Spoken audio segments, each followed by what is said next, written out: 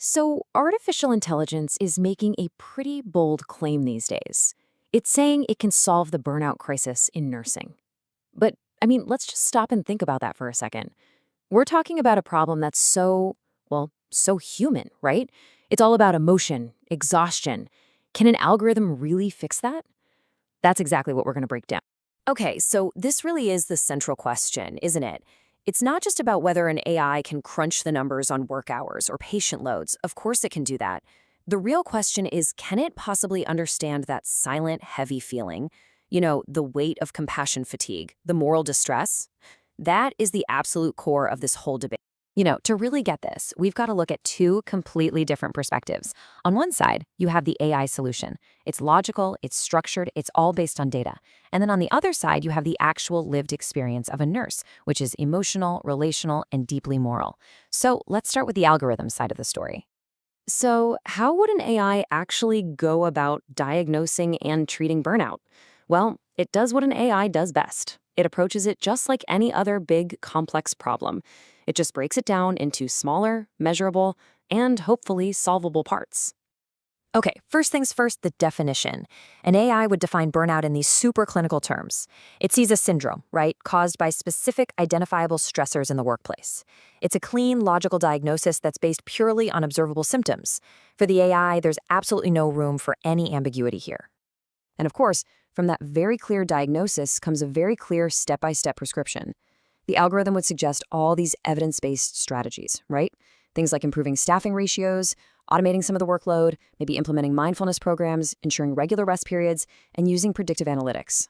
It's a super systematic, data-driven plan. And you have to admit, on paper, it makes a ton of sense. Okay, but now let's completely switch gears. We're going to leave that clean, logical world of the algorithm behind for a minute and step into the messy, complicated, and, the deeply human reality of a nurse who's right there on the front lines.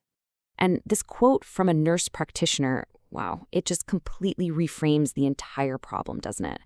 Burnout isn't some data point you can track on a spreadsheet. It's a feeling. It's that silence, that heavy silence after you leave a patient's room.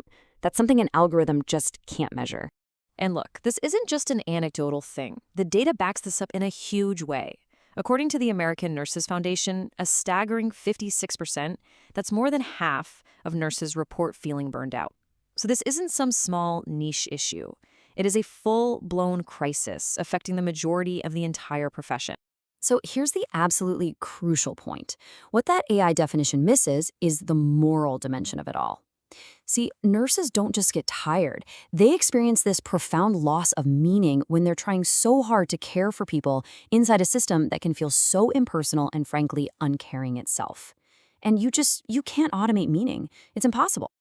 Okay, so this is where the story really gets interesting. Because maybe it's not about choosing sides. It's not algorithm versus human. It's about figuring out how they can actually work together. The real question is, how can we use technology to amplify our empathy, not just try to replace it? And this is what that ideal partnership could look like.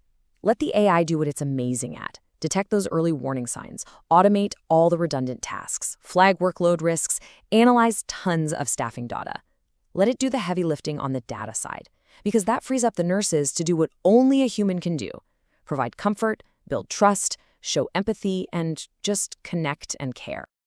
This really says it all, right? AI can absolutely lighten the workload, but only humanity can actually lift the spirit. The goal here isn't to get technology to do the caring for us. It's about using it to lighten the load so that humans have the emotional and physical energy left to care. All right, so this brings us to the core of care, and really the most important takeaway from all of this. Here's the bottom line. Technology should not be there to replace the humanity that makes nursing so meaningful. It should be there to protect it. The whole point should be to use these smart systems as a shield to preserve that essential human-to-human connection that makes nursing a calling, not just another job. And just like that, we're full circle. Burnout really does fade when purpose is restored. If burnout is fundamentally a crisis of meaning, then the only real solution is to restore that sense of purpose. Yeah, better schedules and automated tasks are great, but they're just tools. The real antidote is creating an environment where nurses can reconnect with why they got into this in the first place. So we're left with this final, really big question. How do we build technology that actually protects our humanity? And, this isn't just about nursing anymore. This is about the future of work, the future of medicine, our entire relationship with technology. As we keep building these incredibly smart systems, how do we make sure they're designed not just to make us more efficient, but to help us become even more human?